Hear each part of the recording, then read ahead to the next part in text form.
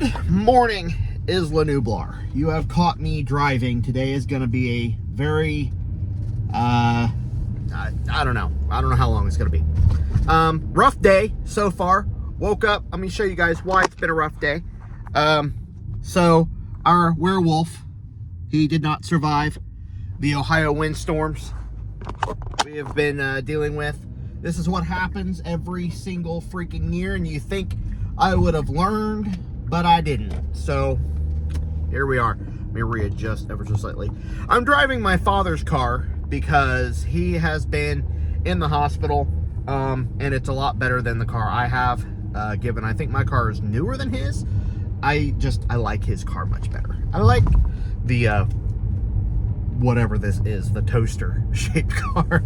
Anyway, so I'm going to give you guys a full explanation. I know a lot of you were following my updates on my father's care, how things have been going.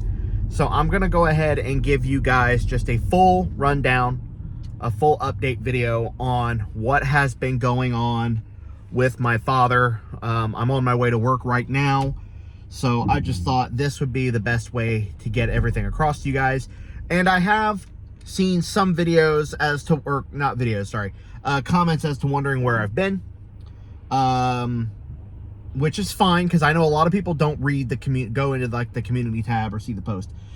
So what has been going on is, earlier this year, around summer, early or late spring, early summer, my father was diagnosed with esophageal cancer. And due to the severity of this, it pretty much wrapped around his heart, and it was wrapped around most of his stomach. Now, due to this, he was unable to eat. He could eat very little, and then what he could eat barely went down into his stomach so that he could digest it. So a lot of food was getting trapped in the esophagus and then being forced back up. You know where that leads to. He went through 4 doses of chemo, or 4 rounds of chemo, and then on October 2nd of this month, so exactly 20 days ago, he had the surgery to remove the cancer. And what they ended up doing was making his stomach smaller and moving it probably to right around here. Obviously not where the heart is, but right around here. So meaning that when you swallow your food, it has to go through a roller coaster of intestines and make its way into your stomach for digestion. Now, he did not. That has all been bypassed pretty much completely. And now when he swallows food, it goes in and right into the stomach, pretty much right there. Meaning that now he has an entire lifestyle change for the rest of his life. They think, I believe the terms where he was given somewhere around 10 to 20 years, which is phenomenal. However, this is a cancer that can and will return. This is something that is going to come back. Now, where we go from here is, like I said, his surgery was on the 2nd of October, so we are now on October 22nd, 20 days exactly since his surgery, and he has still been in the hospital. He was supposed to be home maybe a week and a half to 2 weeks after the procedure, but the weekend, his surgery was done on a Friday. First of all, big mistake. Here in Ohio, in the Dayton area, we have a hospital known as Miami Valley. I'm sure anybody watching this who is local to Ohio knows what I'm referring to. But where I'm going to explain this kind of gives a detail on pretty much how Miami Valley runs itself. My father suffered either multiple strokes or a massive stroke on, they believe, over the weekend, from his surgery. Now, given his surgery lasted 13 hours, he stayed on his side for 13 hours straight under anesthesia, which, for those of you who know, the longer you're under anesthesia, the more dangerous a procedure can be. Now, I work in the vet field, and animals that are under anesthesia for long periods of time, especially the older they are, run a higher risk of complications. The same goes for humans. That's why we always recommend doing some pre-anesthetic blood work, making sure all your making sure your heart's okay, your kidneys are okay, your lungs, just kind of having blood work to reflect where your body's state is currently in. Now, given sometimes it doesn't matter, there are risks, you know what those risks are. However, surgery is desperately needed in order to, get better. It is a risk, but you know the risk going in. That's why you sign that disgusting little piece of paper that has very tiny words that, kind of pull one over you if something doesn't go the right way, so you can't sue.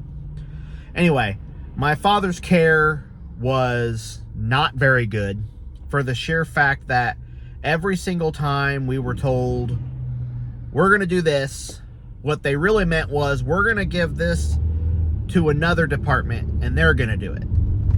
Well, that other department wasn't doing it because that other department wasn't there, because it was the weekend. Then that other department comes back to work and then goes, oh no, we're not going to do that. We're going to give it to them. So another department. So my father was bounced around like a note in elementary school. Like, do you want to be my friend? Yes or no? Passed around the classroom, That's how my father's care was treated. On top of that, he had blood clots in both lungs. That possibly from being the fact that he was on his side for 13 hours straight. And then on top of that, also the fact that he was having an extremely hard time breathing. So your lungs can't expand if you're not taking normal breaths or deep breaths. So his breaths were very shallow, and he was only taking small breaths. So his lungs were doing this instead of doing this, Obviously not size accurate, but so that's where we're at now. Is it's been a back and forth.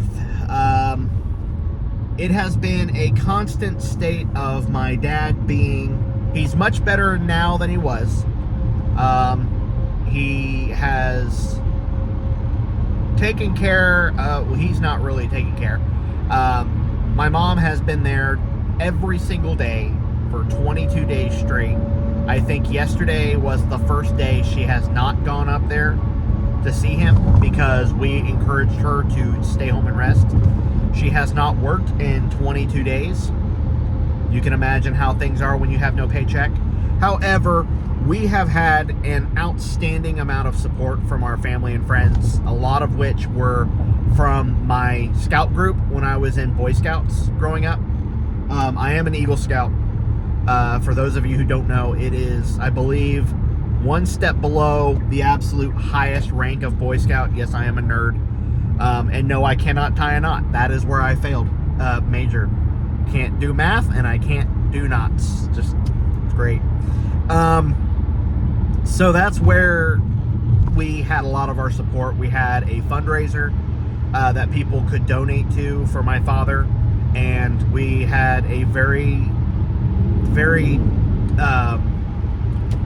great, I'm trying to think of the word, a very generous donation or amount of donations that were presented to us, to my mother, so that she can make house payments, so that she can do all these things in order to stay afloat, groceries, stuff like that. We've had a lot of really sweet people come out and help us out, help my mom out. I don't even say us, because I feel like I'm living on my own with my fiance. Like, we live at home. We aren't really the ones needing help. My mom is the one. She's the one with the house payments, the bills, all those things that need to get taken care of.